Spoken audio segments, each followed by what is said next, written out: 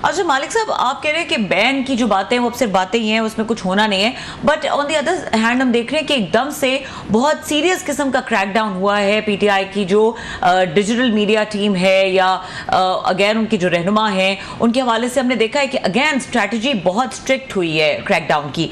इसकी क्या वजह है और इसकी क्या नतीजा निकलेगा? देखिए, काउंटर नैरेटिव नहीं बना पाए एस्टैब्लिशमेंट और हुकूमत, तो जब आप काउंटर नैरेटिव ना बना पाए तो फिर जाहिर है फिर एक ही तरीका होता है कि आप खामोश करें। और जब पीटीआई ने भी बहुत ज़्यादा अजीबोगरीब हरकतें की हैं जो मेरी समझ से बाहर हैं। जब वो आपको याद है जो वो 71 वाला एक वीडियो बना के चलाया गया, फिर उसके ऊपर बड़ा इशू बना, उसको फिर डिफेंड किया गया, फिर उसको और बढ़ावा दिया गया।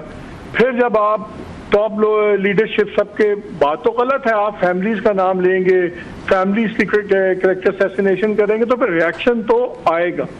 लेकिन हो अब ये रहा है कि अब ये जो फायरवॉल भी आ रही है, ये सब कुछ आ रहा है, एक बहुत बड़ा घुटन का माहौल बन रहा है। और इसमें जो अगर आप ये कहें कि रियासती इदारों का और हुकूमत का ओवर रिएक्शन है, बिल्कुल ओवर रिएक्शन है, बट हैविंग सेड दैट, इन मामलात में पीटीआई का जो डिजिटल विंग है इन्होंने भी बहुत ज़्यादा हदूद क्रॉस की हैं। एंड अनफॉर्चुनेटली वो अब एक तो रऊफ हसन उठाए गए हैं, मुझे तो तरस आता है उस आदमी पे, क्योंकि मुझे याद है प्राइवेटली वो बहुत ज़्यादा क्रिटिसाइज करते थे कि यार ये क्या कर रहे हैं डिजिटल वाले, क्यों इस तरह करते हैं। और वो उन्होंने कहा भी कि जी मेरा तो उसमें कंट्रोल भी कोई नहीं है, लेकिन एंड में सेक्रेटरी इंफॉर्मेशन उठाएंगे। सो आई थिंक आने वाले दिन बहुत ज़्यादा घुटन के हैं, बहुत ज़्यादा सख्ती के हैं। और वो अंग्रेजी में कहते हैं ना भैया उसको जीरो सम गेम, एक जीरो सम गेम बन गई है।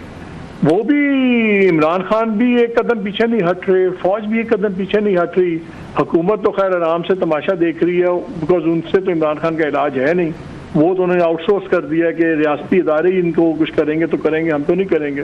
तो इसलिए वो अब 3 कॉन्फ्रंटेशंस बहुत बड़ी चल गई हैं, इमरान खान और इंस्टीट्यूशन की और जुडिशरी की, और जुडिशरी की और एग्जीक्यूटिव की।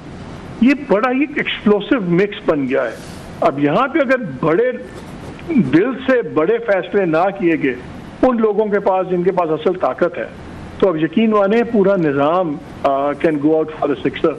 हम बहुत ही ख़तरनाक वक्त से गुजरे हैं। वैसे तो हम 75 साल से हमेशा कहते हैं पाकिस्तान एक ख़तरनाक दौराहे पे दौराहे नहीं मुकदा साडा, but right now we are in a very very very precarious position.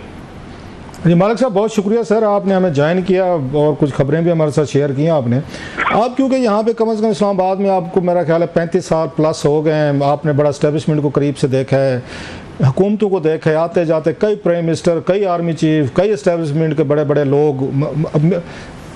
Again of course उसमें सहाफ़ियों की मीटिंग्स भी होती रहती हैं, ऑफ द रिकॉर्ड भी होती हैं, ब्रीफिंग्स भी होती हैं, आपको अंदाज़ा है दोनों साइड्स का। सो कोई मेरा नहीं ख्याल कोई बात आपसे छुपी होगी। आपने वो बात की कि फ़ौज भी एक कदम पीछे नहीं जा रही, खान साहब भी नहीं जा रहे। अब दोनों साइड्स को जानते हैं अच्छे तरीके से, आपकी अक्सर मुलाकातें भी रहती हैं पॉलिटिशियन से या इस्टेब्लिशमेंट से, अगेन बहुत सारे जर्नलिस्टों की रहती हैं। तो आपको क्या लगता है, क्या स्टेप फौज उठाए वो एक कदम पीछे जाए, या क्या स्टेप खान साहब एक कदम पीछे उठाएं जो आपने कहा है उसके बाद कोई चांस बन सकता है? कोई आपके जहन में फार्मूला है एक एज ए वेरी सीजन्ड उस जर्नलिस्ट के तौर पर जो पॉलिटिक्स को, हिस्ट्री को और तमाम लोगों को कैरेक्टर्स को जानता भी है? सबसे बड़ी ज़रूरत है रऊफ कि फौज जुडिशरी के मामले में 2 कदम पीछे जाए। देखें अभी अब एक खौफनाक एक मंजरनामा बन रहा है। आपने देखा जो ट्रिब्यूनल्स का इशू बना, ट्रिब्यूनल्स जो पंजाब वाले 8 ट्रिब्यूनल्स हैं, इनके फैसले इस मुल्क का सियासी मंजरनामा टोटली चेंज कर सकते हैं। और उसके ऊपर जो स्टैंड ऑफ हुआ, सुप्रीम कोर्ट ने भी भेज दिया चीफ इलेक्शन कमिश्नर को, आप जाके नए चीफ जस्टिस से मिलें। वो उनसे मिले, वो आलिया नीलम बीबी, उन्होंने भी इनकार कर दिया कि वही ट्रिब्यूनल्स रहेंगे। अब वही ट्रिब्यूनल्स का मामला दोबारा सुप्रीम कोर्ट में आएगा। अब और दूसरा जो इनका वो 15 दिन वाला फैसला है, उसमें 3 दिन रह गए हैं इलेक्शन कमीशन को नोटिफिकेशंस और वो करने के लिए। अब अगर इलेक्शन कमीशन उस पर स्टैंड लेता है और कोर्ट की बात नहीं मानता, फिर देखना होगा कि सुप्रीम कोर्ट क्या करती है, क्या वो कंटेम्प्ट लगाती है, क्या वो नहीं लगाती। और अगर ये स्टैंड ऑफ होता है और अगर वो ट्रिब्यूनल्स अल्टीमेटली अपना काम करते हैं और सुप्रीम कोर्ट कहती है कि नहीं यही ट्रिब्यूनल्स काम करेंगे और चीफ जस्टिस का वर्ड हतमी फैसला होगा, तो वो फिर पूरा पॉलिटिकल स्ट्रक्चर थ्रेटन होता है। वो अगर पूरा से पॉलिटिकल स्ट्रक्चर थ्रेटन होता है तो उसका मतलब है कि जो ख्वाहिश है इस वक्त रियासत की और गवर्नमेंट की वो बिल्कुल खतरे में पड़ सकती है, पूरा निज़ाम उल्टा हो सकता है। इसलिए ये बड़े ही हम खतरनाक जगह पे खड़े हुए हैं। ये जो ट्रिब्यूनल्स वाला मामला है सर, चलो ये तो आपने बता दिया कि एस्टेब्लिशमेंट क्या करे। इमरान खान साहब क्या एक कदम वो पीछे जाएं सर? मेरा नहीं ख्याल कि वो पीछे जाना चाहेंगे। देखिए मैं आपने तजवीज दी कि एक कदम वो भी पीछे जाएं, वो भी जाएं, यही तो सारा क्राइसिस है कि nobody is ready to step. मैं रीजन दे रहा हूँ ना। मैं देखिए, मैं जब भी किसी का एनालिसिस करता हूँ मैं अपने आप को उसकी जगह डाल के सोचता हूँ कि अगर क्या हो सकता है। देखिए, इमरान खान मेरे ख्याल में कन्विंस्ड हैं कि उनको इस निज़ाम में कोई जगह नहीं मिलनी। वो चाहेंगे कि यार इससे बेहतर है सारा निज़ाम गिरे और टोटल डिसऑर्डर में से एक नया ऑर्डर जन्म ले और उसमें वो चीज़ें हों। देखिए ना, उन्होंने सिविलियन गवर्नमेंट को तो बेट कर दिया ना। सिविलियन गवर्नमेंट इससे ज़्यादा क्या कह सकती है कि हम आपकी पार्टी बैन करेंगे और आप पे आर्टिकल 6 लगाएंगे। ये मैक्सिमम था। अब वो चाहते हैं कि फौज का और जो ये है क्लैश इस वक्त जुडिशरी का इस हद पे चला जाए कि फिर फौज को अपनी पावर यूज करनी पड़े।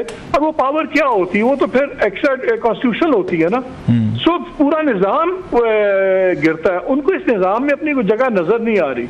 और आप ये देख लीजिए कि पिछले 2 महीने में क्या कोई ऐसा कदम गवर्नमेंट ने या किसी ने उठाया कि जो जरा टेम्परेचर नीचे करे? नहीं करे।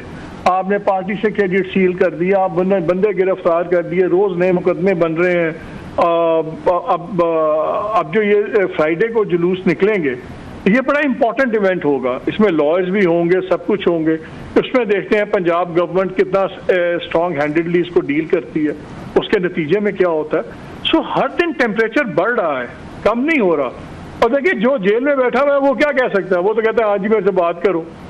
जिनसे वो कहता है वो बात करने पे तैयार नहीं है। मेरा ख्याल है अगर हालात ने थोड़ा सा ultimate point of no return से पीछे जाना है, वो तभी जाएगा कि पहली स्टेज पे फौज की और जुडिशरी की जो टिफ है इसमें कमी आए। अगर ये कमी नहीं आती, यकीन मानिए इस वक्त तीन पावर सेंटर्स रेलिवेंट हैं। एक इमरान है, एक फौज की टॉप क़यादत है और तीसरी सुप्रीम कोर्ट है।